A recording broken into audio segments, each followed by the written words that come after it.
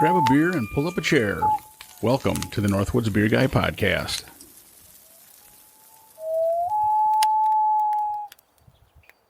Hey, ladies and gentlemen, and welcome back to the Northwoods Beer Guy podcast. This is Mike, the Northwoods Beer Guy. And today I have a special guest. Apparently all my normal co-hosts were not able to attend on this one, so I actually brought in my daughter, and she's actually on Untappd as well, known as the Northwoods Beer Girl. Yep. So you don't have too many beers that you've rated but you haven't been doing it very long. So yeah, I always forget that I have the app on my phone and I forget to plug it in. But when I do, it's good. I take a nice picture and everything. So got to work on that a little bit. I know, I'm slacking. Oh, that's all right. Well, hey, this is going to be a little bit of a different podcast this week. We hope everybody had a very lovely 4th of July weekend. Yes, hope you got to see some good fireworks. Yeah, you got to see some, didn't you? I did. They're beautiful. One of the best fireworks shows I've ever seen. That's cool. We were up in the Northwoods, and the place that we have our camper at, they actually don't have fireworks anymore. So you were, probably 15 minutes away, roughly 20 minutes away? Yep, just 15 minutes down the road. Yep, and actually she was at Jim's campers. So it was. So yeah, it was pretty neat. I guess what we'd like to do is to just kind of give you a rundown of some of the different beers that I tried. And then we did have our annual 4th of July beer tasting contest to crown a champion for the July 4th, 2024. And we'll talk about that as well and just kind of give a rundown. So it's going to be a little bit shorter, I think. We're not going to test any or try any beers tonight, so I do apologize for that. But we had a lot of beers to talk about, so we just kind of wanted to focus on those. So I guess to begin with, on Friday, we went into a little town called Stone Lake, Wisconsin. And there we met Jim and his wife and daughter and some other friends of ours it was the Red Schoolhouse Winery. Yep. And it's a little red schoolhouse, like a one-room schoolhouse. It was probably bigger than one room, but still it looked like a schoolhouse. And they're a winery for the most part, but they do have some craft beer. They have food. Yes, the food was very good. Yeah, because what was it you got? You got like a Cajun? We had a Cajun seafood dip. So it was like a warm crab dip that it wasn't super spicy. So it was nice for those of us who aren't as big on the spice. It was a good level. But then our friends got a spinach and artichoke flatbread pizza. They got a little meat and cheese tray, and they said everything they had was great too. And it was actually pretty cool when you went up and ordered food, they gave you a little, instead of having like a number that you put on your table, it was a ruler that had a little card on the top. So ours was an elephant, our friends was a pheasant, and then our other friends were a lion. And it was just kind of cool sticking with the school theme, having the little flashcards that have animals and stuff. So it's a really cool atmosphere. I never even thought about that's what those were flashcards. Yeah. I just thought, okay, we're an elephant, I guess. I don't know. It didn't make sense. So the educator in me really liked it. There you go. Besides that, then they do have some craft beer. Like I said, it's not a huge amount, but I did buy 2 when we first were at the in line, because it was a long line, and we stood there for, I bet you, probably 20 minutes. It seemed like they had like one person running the cash register, taking orders and getting drinks. And it was on Friday, July 5th. So it was they could have used another person. With the beers I had there, I had a Samuel Smith organic chocolate stout, which I believe we've had on the podcast before. I know we've talked about it. It's one of those stouts that, if you've never had a stout before, anybody could drink it. It's not like that dark flavor. It's a really sweet, like a chocolate. Wouldn't say it might be, I guess, a milk chocolate, a little bit. Semi-sweet chocolate maybe is a little more, how to say it, I guess. But it's one of those, I think anybody could have it and they wouldn't be weirded out or overpowered by it. Yeah, good one for new craft beer drinkers. Yeah, and I believe, if I remember right, it's 5% ABV, I believe. So it's pretty mellow. And like I said, the first times that I had it, it actually came in I believe it was like a 20-ounce bottle, a big bottle. And now They come in 12-ounce bottles or right around there. So it's a little different. It wasn't that big giant one, which was good. Yeah. But I had that. And then I also got one of the original Dragon's Milk from New Holland. It wasn't one of the variants. It was one of their mainstay, the normal Dragon's Milk. And, of course, that's really good. And that one is a little higher alcohol. And you'd probably want to be a little bit more of a seasoned craft beer drinker to drink a bottle of that, just because it is higher alcohol. It does have a little bit of a stronger flavor to it. Those are the two that I had there. Yeah, I didn't partake in the craft beer while we were at the Red Schoolhouse, but I did try a sip of one of our friends had a cider, a hard cider, and it was a Swedish hard cider, I believe was what they called it, and it was a mango one.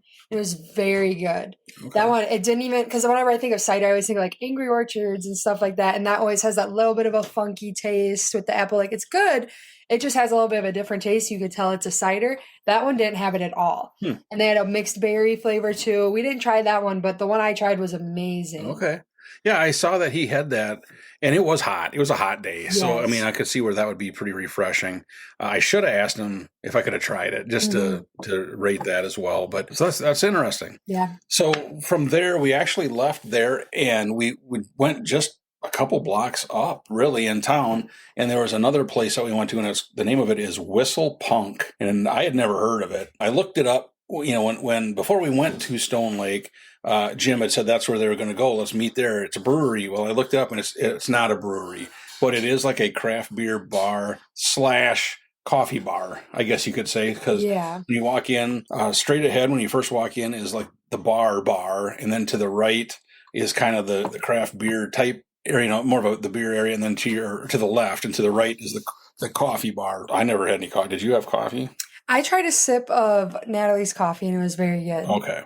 So somebody in our group did get coffee. A couple of them did, I think, eventually. But the thing that was really kind of interesting when I started to look at it, when we were deciding, if we should go or not, I looked to see what they had on Untappd. And they are listed on Untappd. And they did have a beer style that I had never had. The name of it, I believe, is Deuce. It was Deus, and it was in the Belgian. They had like a little cooler that was full of Belgian beers, and this was a big bottle, and it was a beer de champagne is the style, and I had never seen one or anything like that. So when I saw it, I thought, okay, I got to try it. So I picked that up. Now, I'm not going to lie, it was a bit of a surprise when they said it was $42 for the bottle, but I expected it to be more expensive. Well, when you're buying a beer that comes in a champagne bottle, you got to pay up. And it was a champagne bottle. The bottom of the bottle was where you could put your thumb in there and pour it like a champagne. Had a cork in the cage around the cork. And when we opened it, of course, the cork popped and all that, and everybody's like looking at you like, what have you got? But then when we poured it in, the first thing I noticed was it was as bubbly as a champagne. And I'm not a big champagne guy, but the thing that I noticed was it wasn't near as dry as some of the champagnes are. I've been fortunate to where I've tried Dom Perignon, and that's really dry. And I know it's expensive, but it's like, ooh, where this one, it wasn't that dry, and it was actually pretty decent. When Jim and I had tried it, I'm like, you're going to have to help me with this bottle because it was a big bottle. And I think, if I remember right, it was 11% ABV. So it was up there, honestly. Yeah, it was definitely on the drier side. So if you're thinking you're going to drink it and it's like a beer, it was definitely different. And it's not a sweet champagne either. I mean, it's sweeter than champagne, but it's not over the top or anything. It was kind of funny. We all were trying it. You were passing around a glass, and one of our friends, he tried it and he was like, I don't know how to describe it. Like, you take a sip and it's just gone because of all the bubbles. It just feels like it's just not there anymore. And that was the best way I could have described it, is that champagne where like you take a sip and then all of a sudden your mouth's kind of dry and you're like, oh, where'd it go? Right. Oh, yeah. And like I said, when Jim and I tried it, we did rate it and we gave it a 3.2. It was better than what I figured Jim wasn't going to like it. How he can be, but he surprised me. He was like, it's actually pretty good, and I was like, yeah, I wouldn't want a lot of them, or make a habit of having a whole bunch of them or anything. But the bartender did say that, it's beer that is aged or ferment, however they did it. They do it the same way as they do champagne. So that's, in champagne barrels and all this and that. So that's kind of an interesting thing. And then he said that really they sell a lot of it on New Year's Eve. So I'm guessing, for the people that don't want champagne, they must go that route, which was interesting. Like I said, I had never tried one before. Now, another friend of ours, John, he had actually got, and it was a smoked amber. And for the life of me, I don't think I could pronounce the name of it. It was kind of a different name. He got like a taster glass of it, and I think he had about one sip, and that was pretty much all he wanted. So, and I ended up finishing it. But I know Jim tried it. I can't remember if you did. I did try it. I will say that is the smokiest drink I've ever had in my life. Yeah, you could definitely. There's a very strong smoke flavor. Strong. I will say I wasn't a huge fan of it purely because the most, like what I usually have the most that's smoked is smoked like salmon, fish, stuff like that. And that's all I could think of when I was drinking it. It didn't taste like that, but it was just so smoky that was all I could think of. And I was like, I think I'm good with my one sip. Yeah, it was, like I said, I've had other smoked beers before, and it seems like all of them, it's like a really strong smoky flavor. That's the one drawback for me anyway on those smoked beers. It's just sometimes they put so much in, it's almost it is overpowering. Yeah. And on this one, I mean, after you got over that initial taste was pretty harsh.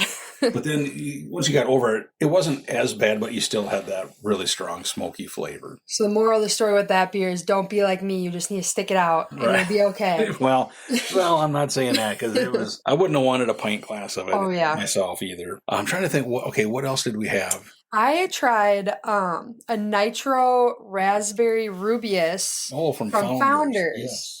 And I really enjoyed that beer. That was the one, when I got it, I was like, oh, this is red. Like, it was very colorful. Pink. It was very pink. It cascades just like what Guinness does. Yes, and it was really cool. I usually like nitro beers where it's just kind of that very smooth taste. And this one was no different. It had the sweetness. You could taste the raspberries, which was nice. I'm a very fruity gal, I'll be honest. I like some fruit in my drinks from time to time. And that was very good, where it wasn't overpowering with the raspberries, but it was still, you could taste it. Like, that's in the name. It should be on there. It should be in there. And it was very good. I really enjoyed that one. Yeah. I've had it before, but this was the first time I had it actually on nitro. Yeah. I've had it, where it comes in a bottle and it says, it's on nitro and you got to do this aggressive pour, but it's not anywhere near the same, my opinion, as when you get it on tap on nitro. Mm-hmm. And I remember when you had ordered it, it was kind of funny because all your friends were just like, what in the world? And I'm like, you got to just let it sit till it gets done cascading. And they were just like blown away kind of by the look of it. Yeah, I'll be honest. If I was pouring that beer and I didn't know what nitro was and I was at work, I would have been panicking with how much foam it looked like was in there. You're like, what in the world? Yeah. So I've been like, is this keg about to blow? What's going on? That's funny. So then we also had you had a seltzer. I did. It was a blue slushy seltzer. I think it was Down East was the name of. Yes. And they're more known for their ciders. Yeah. I think it was a seltzer anyway. It didn't taste like a seltzer or a cider. I don't remember. To me, because you gave me a taste of it, and what it reminded me of was the blue part of a bomb pop. Yes. I mean, it had a very, I'd say it was sweet, but not over the top sweet. I really enjoyed that one because I've had other seltzers that have been labeled as bomb pop. This one wasn't labeled as a bomb pop, but I've had other ones where I was kind of going for that slushy or popsicle taste, and they've just been so overkill on the sweet, or there's just been something where it's like, I couldn't drink more than one of these without getting a bunch of heartburn. Right. And this one I really enjoyed. It wasn't too sweet. It was pretty light too. Like some seltzers you try, it's just kind of heavy, like sits in your stomach. You kind of get that gut rot. This one was very light. Didn't have that at all. And it was bright blue, so anyone who loves a fun, colorful drink, that's for you. I was apparently really in the patriotic mood with the red beer than the blue seltzer, but that is true. It was very good. I really enjoyed that one. Yeah, it was very good. And I should have rated it, but I dropped the ball again. So we'll get there someday. That's okay. I know I rated it for you. So, well, I rated it. So. Yeah. So that was kind of our Friday. And then on Saturday, now this is the 10th year that we've done this format of the beer tastings. We've talked about it on here before. We do them on Memorial Day, Labor Day, or Memorial Day, 4th of July, and Labor Day. It'll be one day in that long weekend. Yeah. And then how we do it is we'll have 3 categories. The last category is always wild card, and you can bring just anything you want. So we've had some really wild stuff at times that got put in there.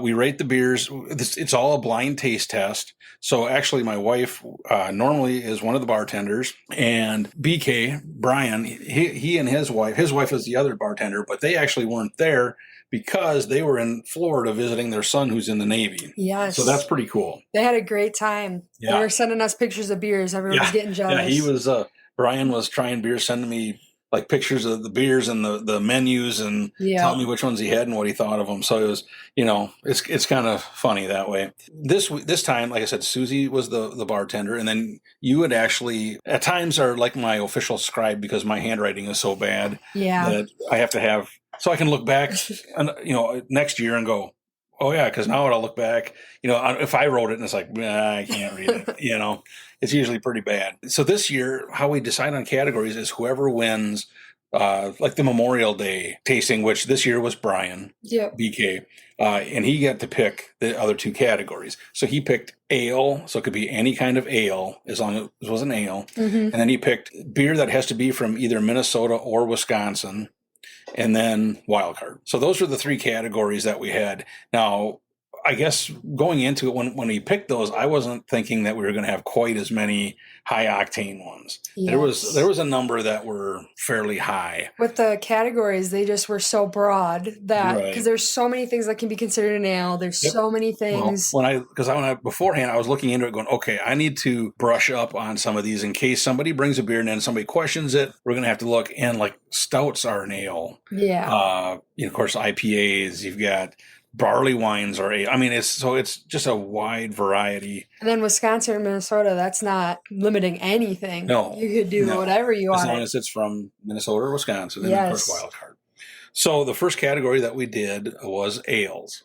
And so we had, and it was kind of funny because Brian actually did give me 3 beers for the categories each. So we did include them.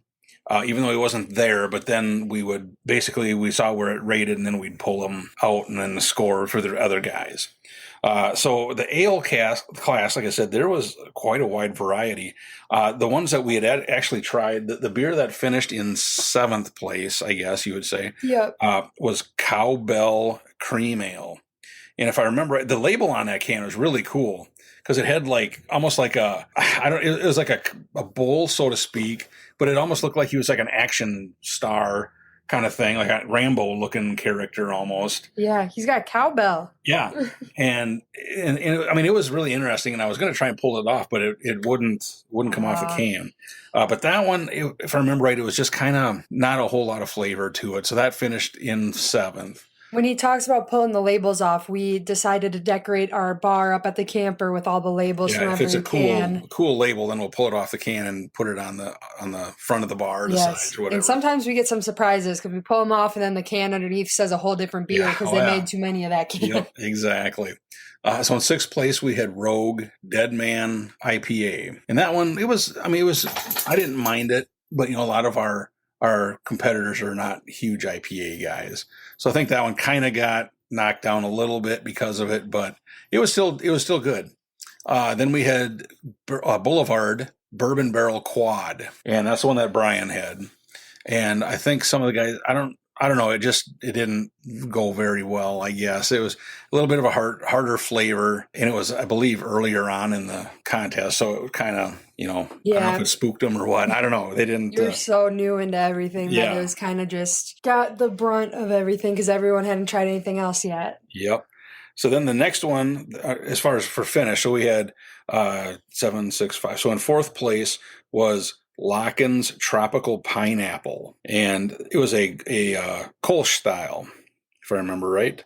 And it was actually fairly decent. I mean, you could definitely taste the pineapple. Tropical, I guess I didn't notice it as much. And if I remember right, when they poured it, was that the one? Because one of them looked almost like a hazy IPA color. Oh. That kind of you couldn't see through it and all that. It was very cloudy. So it was different. I'd never had any of that before. 3rd place ended up being Founders KBS. Ooh. which has won classes for us before. But this time it finished third, and KBS, Kentucky Breakfast Stout is what it stands for. It's a higher alcohol, and it was good, So I guess there again, it was just luck of the draw, so to speak, when that one got picked, that there's some other ones that just kind of outshined it a little bit. Second place was actually Urban Growler, their Vanilla Latte Blonde Ale. That one surprised me because it really had a stronger vanilla flavor to it. Oh, really? Yeah, and it was really good. And that, like I said, finished in second place. Yeah, I didn't know how it was going to be. I thought, okay, is it going to be like, eating wet coffee grounds, things like that, because some of those coffee beers are very strong coffee, or you can't hardly taste it. Well, this was almost a perfect balance, like a latte. Oh, nice. Kind of thing. So it was actually really good. It was surprising. I was definitely impressed. And I think everybody was pretty surprised by it. And it finished, like I said, in second place. You're going to have to send me a picture of that one. It sounds good. Oh, yeah. Yeah. Well, we'll post pictures so the listeners can see it too. We'll put it on our social media, a picture of each class. Then you'll be able to kind of see for yourself what we had. And then first place, which actually I was fortunate enough to bring, was by Pyers. Is Pryes, I believe. Pryes is the brewery, and it's out of the Minneapolis area. Oh, okay. And was a bourbon barrel aged barrel carving Imperial Pumpkin Ale. Ooh. And it was from 2022. It was 9.2%. But boy, I tell you, for a pumpkin ale, it really had a very good flavor. The barrel, the pumpkin gave it a little bit of a sweetness. The barrel, you really didn't get a huge bourbon flavor. And I think that's what a lot of people, the one comment that really stood out was, a couple of the guys were like, man, I can't believe that this is bourbon barrel, because it didn't have that bourbon bite. And I think that helped it. Yeah. So after the ale class, I was sitting in first place. And if I remember right, was it Andy? I didn't bring the book over here to verify, but I can't remember. But anyway, I got the first category. So in between all these categories, then people bring snacks and things like that. So then we take a break. Everyone feasts. Everybody feasts, and then we start back in. So what were your thoughts on the ale class? Like I said, I thought they were all over the board. It definitely was, especially you had someone brought an IPA.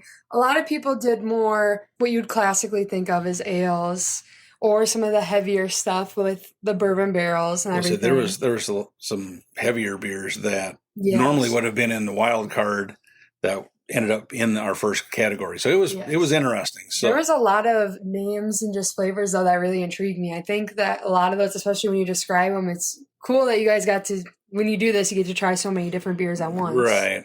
And typically we try and narrow it down a little bit more, so we're comparing apples to apples.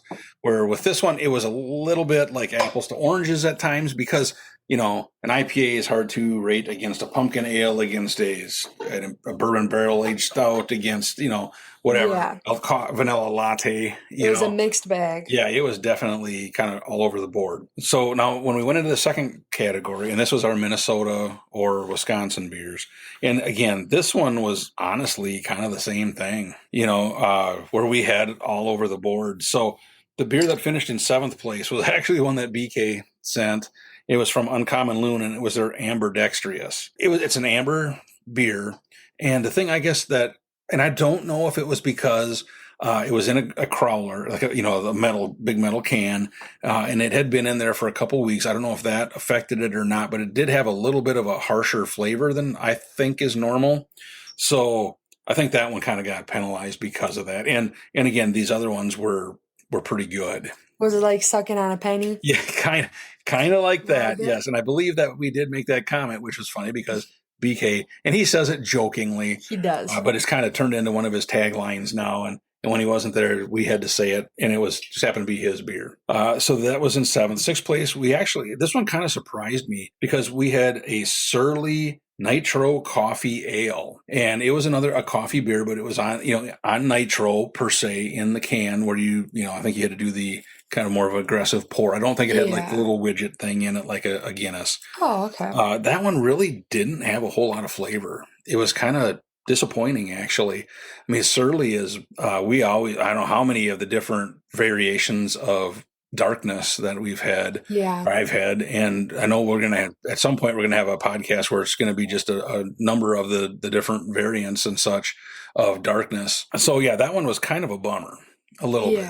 Then that was 6th. 5th place, we had another one that was kind of surprised me a little bit, was Central Waters Peruvian Morning. And that's another coffee beer. Yeah. So this one, I don't think, other than that latte, the coffee beers didn't rate real well in this one. I will say they had that beer at Whistlepunk as well. And I tried it when I was there. Yeah. And I thought it was very good. Yeah, on tap. So I'm thinking on tap, it must be a lot better than in the can. I would bet you're right. You know, I forgot about that. I think Jim had got that one. Yeah. You know, So it was very good on tap, but definitely when they're in a can, depending on how long it's been sitting, where it was This one's in a bottle. Oh, it was in a bottle? But still, same thing. Yeah. Same thing. So then in we have 7, 6, 5. So in 4th place, we had World End Smoofy, I believe it was. And I apologize. I am drawing a blank on what that style was. I'll have to look it up. But it was more of a kind of it might have been Drecker. It almost looks like the can, if I remember right, almost had that kind of but I don't think it was. It's from the Brewing Project. Oh, that's right, the Brewing Project. Yep. I apologize. We carry some of the smoothies at my work where I bartend. We have a lot of the smoothies. I did not know that. I'll have to check that out. Yeah.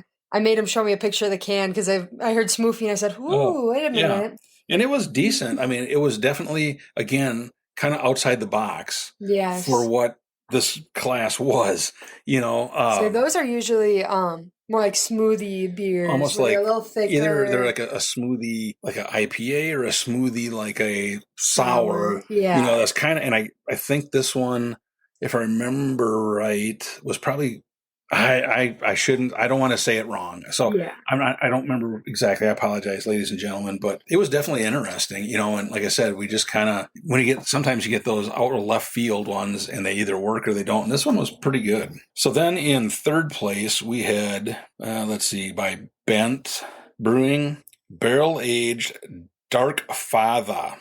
This was an American Imperial Stout. This one was pretty good. It didn't have like that really, some of those stouts will have that really kind of a burnt flavor, and it really didn't have that, if I remember correctly. It was pretty smooth, and I think, what was it for ABV? It was higher, but it wasn't terribly high, if I remember right. So it actually was pretty good. You know, had a really good flavor to it. 2nd place actually kind of shocked me a little bit because we've had this beer before. One of our good friends, Kirk, he brought it. It's actually from his hometown, or where the town where they live, their hometown. Yeah. And it's by Earth Rider, and it was North Tower Stout. And it finished in 2nd place. It did actually really well. It just was a little bit smoother, you know, than that Dark Father. The Dark Father had more of a stronger flavor too, but it was also higher in alcohol. Yeah. Yeah. And this one, it did well. So yeah, Kirk did a great job on that one. And then in 1st place, I was once again fortunate enough, you know, when BK's not there. I know, it's easier to win when Brian's there. Yeah, I think he just votes against me sometimes just to do it. I feel like something's got to be going on. Yeah. Noel's doing something back there. He's doing something, tipping him off somehow. But the beer that I had brought was by Central Waters also, but it was their Pecan Kringle Stout. And if I remember right, that one was, I think it was 12.3% ABV. And that was actually, again, a very good, we've talked about it on the podcast before when we had our Central Waters podcast that time. And it's really good, you know, and I'm trying to find, I think Jim might have got some. They came out with a cherry Kringle Stout. Yes. And I've been looking for it, and it hasn't hit our area yet at the liquor stores and bottle shops that we have around here. I haven't found it yet. Yes. But I think Jim, because at times it seems like he just gets a wild hair and he'll run to Amherst and pick some beers up. Yeah. I had ran to Woodman's to see if I could find a bottle of it, and they had none at Woodman's. So if the owner's listening, get some more Central Waters because there wasn't a lot there Yeah. when I went. But maybe they're just sold out. Exactly. Maybe everyone beat you to the punch and got all the cherry Kringle. It could be, but I don't think so. I don't think it's I got doubt it. over here too much yet, but I know it will be. So I'm hoping to try that because I do like cherry, and it'll be really interesting because Central Waters typically does really well on flavors, So that was our Minnesota or Wisconsin class. My take on this one, it was again kind of all across the board, which I would have expected. But we did have we were getting a few more higher ABVs, and things like that. And again, not that there was 6 people there, and then of course the 7th beer with BK's beers. But so it wasn't a bad thing, to have some that were higher, just because we had fewer people. Yes. The one that really shocked me was how much you guys liked the smoothie, with that being right in the middle. Right. Because I've sold some of them at work, maybe not that exact one, but that's more of a fruity beer, which isn't bad, but I was just surprised, like, amongst the other beers that you had, that it ranked right in the middle. Right. Because I've never tried it. It might be a great beer, but you guys aren't usually all for the fruity ones. Some of you like them more than others, but that's usually not going to hold up well against bourbon barrels and other beers like that. Right. After 2 classes, I had 2 wins, and it wasn't that long ago that Andy, a guy that's in our group, he had 2 wins the first 2 categories, and we joked about it because it's like, well, as long as you don't finish last, you got it. And he finished last. You can never get too cocky at the beer tasting. So he brought that up. He goes, remember, Mike, hopefully you don't finish last. And I'm like, oh boy, now you probably jinxed it. But so when we got to the wild card class, some of these were definitely interesting. The first one that finished in 7th, and honestly, I think it finished there because it was 15% ABV. I think it was just a very strong boozy flavor, and some of the guys, I think it kind of turned them off a little bit. It was another brewing project, and it was Crumbo Jumbo, I believe was the name of it. And like I said, it was good, but it was definitely a strong boozy flavor. And like I said, if you're not into that, it really can turn people off. And I do think there was a number of them that really were just kind of... I will say I am still an immature drinker to the point where I don't want my alcohol to taste like alcohol at times. So I definitely would probably be turned off by that a little bit. Oh, yeah. Yeah, it takes a while. Well, and as well as we've talked about it a lot on the podcast, that Jim and I have, I think, rated probably over 700 beers that are barrel aged, high ABV type beers. So that's kind of our specialty. But it took a while to get there because, when you first start out, it's like, oof, some of them are very strong, or they burn, or they, it's just overpowering. And then there's other ones that are really good that you hardly taste it at all. So it's just all depends on the brewer and if they really know what they're doing, and there's, luckily in our area, kind of upper Midwest, there's a lot of breweries that are really good at doing that. Yes. And I will admit, I have been a victim of the shakes, trying a couple bourbon barrels. I take a sip and I'm just like, oh. I'm like, okay, that was good. Thumbs up. Yeah. Okay. So that was 7th place. 6th place, we had another Rogue. Remember, we had, the first one was the Dead Guy Pale Ale. Well, now we had like an Imperial Dead Guy Pale Ale. So it was a stronger pale ale. It actually, for me, I didn't mind it. It definitely had a stronger pale ale and a lot hoppier flavor, but I don't mind it too bad. But in our group, a lot of the guys really aren't IPA drinkers. So I do think that one got penalized because of that. So then in 5th place, we had, I think it's by South Shore. Yep, South Shore Brewing. And it was Rhodes Scholar Stout. And another one, it's a good stout. I think it finished in 5th just because it does have a little bit of that stronger flavor to it. It's not barrel aged or anything like that, but it has a little bit of that like toasted malt, which kind of at times kind of portrays itself as being a burnt flavor a little bit.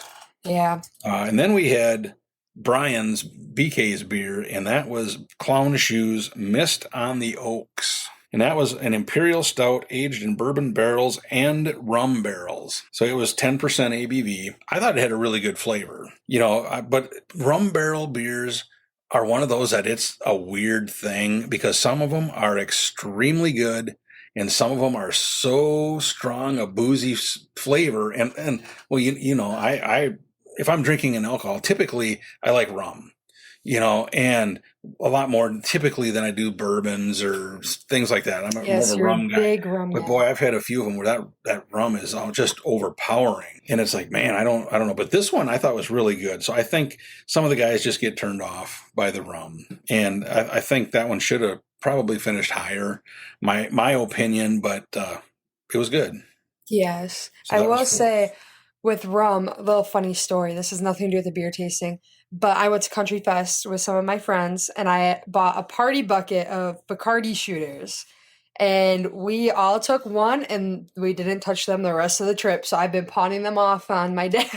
So you guys, I mean, you did mixed drinks with them, or you just shot them No, down? we just took it like a shot. And that Okay. was probably our Yeah. worst idea of the day. See, especially with Bacardi, you don't do them like shots. You know, Yeah. and there are some good rums, and I have some rums here that are fairly expensive, and you sip them. I mean, like you Hmm. would, with any other really good alcohol, and then it's not bad. But yeah, when you gave me all those, first thing I did is mixed them with either Coke or you did have a coconut, I couple did have coconut some ones, and we coconut mixed ones. that. If you're ever wondering, Dr. Pepper has a Creamy coconut. creamy coconut. Yep, Dr. Pepper creamy coconut, Yeah, I believe and is we what the mixed the name is. coconut Bacardi in with that, and wow, that was It really was good. very good.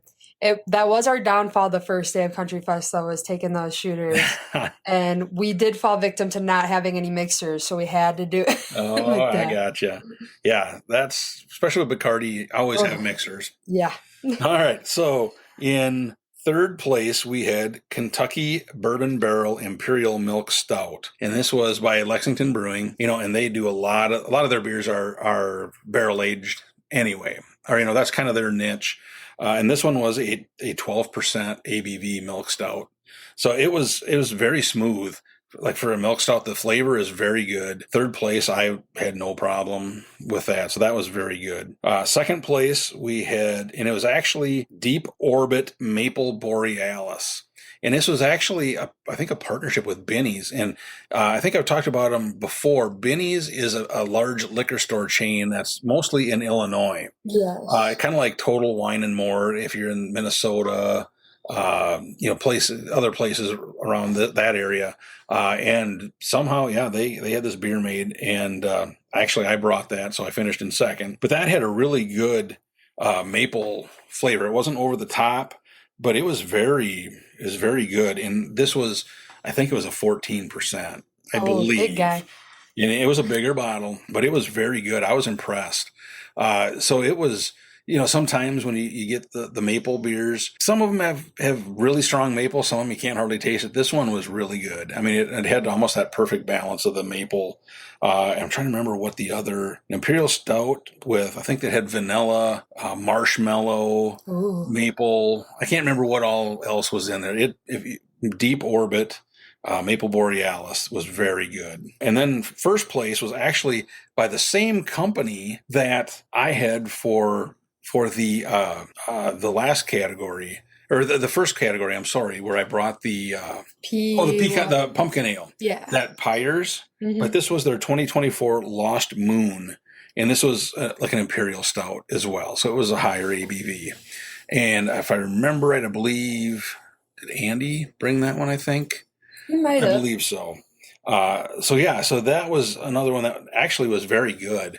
If you're looking around, I don't think if you're new to, especially to stouts or to barrel aged stouts, you probably wouldn't want to start with that. But it was very good. Yeah. So yeah, I guess for the wild card category, it kind of was everything that it normally is, really across the board. But a lot of dark beers typically with our group, they're more into that, I think, than they are into a lot of some of the other ones. But so when it was all said and done, I ended up with 17 points, and I got first place. So I need to come up with categories now for Labor Day, and I don't know. I'm kicking around, and maybe I shouldn't say anything yet, but I'm kicking around because we've never done seltzers. Yes. Spoiler alert. Spoiler alert. Yeah, we haven't picked any of these yet. We've never done seltzers. We've never done like hard lemonade, which I guess it technically isn't really a beer. It's kind of a malt beverage, I guess. And I always complain on here that a lot of them give me heartburn. So Yeah. we haven't done that. we haven't never done a non-alcoholic category. Would be interesting, I guess. It would be very interesting. To see what that would be. So I don't know. I have to decide. And then, of course, we always have Wildcard, but I have to decide what we're going to do. And I don't know. I might have to throw them a loop. Yeah, you got to do something. Keep them on their toes. They're getting too comfortable right now. Yeah, they really are, So, yeah, that was our 4th of July beer tasting. And if I remember right, with the win, I believe that Brian and I, BK and I, are now tied once again for the most wins in this competition. And we've had where 2 people have tied, so they both won, Yes. So, like I said, it's just kind of crazy that the people with the most wins, is Brian and I are tied, and I think Tom is up there. And then I'd have to look. I know Andy's He's got a couple. Yeah. And then then there's kind of smatterings here and there, some other people. But yeah, it's really been an interesting deal. Yeah, and then I guess that kind of wrapped up the night for that. Then we did go, and we always do bad horror movie night, and the crowd was pretty sparse this year, but we really didn't tell anybody we were going to do it. Yeah. So we did watch Shaun of the Dead, and it's usually we try and find either really cheesy, horror movies that are just really bad, that all you do is laugh because they're so bad. Yeah. Or we, horror comedy movies. So one of the favorite ones is Dale and Tucker versus Evil. Yes. If there's any horror comedy movie you're going to watch, you have to see that one. Yeah. That's one of the best. I mean, that is, it is amazing. It is so funny. It's not scary. It's funny. No. But it does almost like a spoof on a lot of different horror movies. And you just got to watch it because it is really funny. I will say for some people, it could be a little gory. There are some parts where it's like, okay, yeah, but it's funny. It is very minimal, funny. Yes. Shaun of the Dead is a zombie type movie. And it's the same thing. It's a comedy. And it's pretty funny. Sometimes you have to have a little bit of a different sense of humor because it is from Britain. And they have a little different sense of humor at times, but that's what we watched this year. We've done Zombieland 1 and 2 before. We've done Bloodhook, which actually was filmed not all that far from. It was in the Hayward area, yes, and not all that far from the lake that we're on. So we always bring that back every so often, just because of the proximity. And that's one of those that it's just so bad that it's good. Yeah, you have to see that one if you go camping up in the Northwoods a lot. It's one that you might recognize some things because there are some spots where they were filming by the giant muskie. Yep. So it's kind of cool. You could recognize something or just get a good laugh out of it. Oh, exactly. Well, hey, I guess, it's kind of a different podcast. Like I said, going into it, we didn't try any beers today, just because, like I said, we had so many beers to talk about. I didn't think it was going to be that easy for us to try some and talk about them, plus talk about all these and try and keep it all straight. So yes. Also, after the 4th of July long weekend, we just our a break. Livers needed a break. So we've been just on water tonight. There you go. Exactly. So yeah, like I said, we will get back into kind of more of a normal thing here. And in the next podcast, I'm thinking next week we may have kind of a special one where I am going to be going back to kind of my hometown area, and I'm going to be doing one or 2 episodes, I think, with my brother who brews for a brewery there. And I think it's going to be kind of interesting just to get his input on, I think the first episode, what I'd like to talk about is how he got into brewing, which I know how he did it, but our listeners don't. To get how he kind of got into it, things that he learned, and then we could do and try some of his beers that he has on tap at 5 Alarm Brewing, and then I think the next episode I'm just going to kind of go into do another one and just have him talk about let's try these beers, what should we be looking for. Things like that in them, and then maybe ask them some of the questions that we've been asking on the other podcasts on just some of this other, terminology that these companies are coming out with. So it'll be kind of an interesting one. So if you're kind of looking to kind of get an insight, from a brewer, yes. And can an average person really get into being a brewer? I mean, he's the, if you want to say, poster child of that, where, I mean, he started off as a home brewer, I know, but we'll get into that next week, and I'll let him tell that story. But yes, be prepared. You're going to have to add another Brian to your co-host map that we have. Somehow I got a lot of Brian's. Yes, you're going to have to do like AKA Poster Boy or something to remember who's who. Or the Brewmeister or something. Yes. So anyway, thank you so much for agreeing to sit in with me tonight. Because like I said, I thought again I was going to probably be by myself, and I thought, yep, people are going to get tired of hearing me talk. And I just the interaction is good. And give another thank you voice. for having me. Oh yeah. And like I said, it won't be the last time that you'll be on here, and we'll try some things on another one, to try, see what you think of some beers. Because like I said, you're kind of newer to the craft beer. No promises on my reactions. Oh no. And well, it's just like we've said before on here. I mean, there's no wrong opinion. Yes. And that's one of the things that we are always trying to do is educate our listeners on if a beer, if we consider it good, if a person just getting into it would like it. And I think that'll be something that you'll bring to the table that is going to help, where like I said, you've been more, like you said, fruity, like fruity drinks and such. So, we'll definitely have some of that, but it's going to be, there'll be some other ones too that I'll have you try, and just to see, get your thought on it. And hopefully, people will enjoy it, and you won't be like Jim and almost throw up like he normally does. So. Yeah, it depends how much you give me. No promises. All right. Well, hey, ladies and gentlemen, thank you so much. And like I said, we're just kind of wrapping up our 4th of July weekend, and kind of just filling in on all the different beers that I had tried and such. So, well, hey, ladies and gentlemen, like I said, listen in next week, and hopefully we'll have some really cool insights from an actual brewer, and then we'll kind of go from there. So anyway, like we always say, I hope your campfires are always warm. And your beer is always cold. See ya. Bye. Thank you for listening to the Northwoods Beer Guy podcast. If you have a question, a comment, or a beer you'd like us to review, please feel free to send us a message at northwoodsbeerguy@gmail.com. You can also find us on Facebook, Twitter, and Instagram. If you're on Untappd, look up Northwoods Beer Guy and send a friend request. Until next week, I hope all your campfires are warm and all your beer is cold.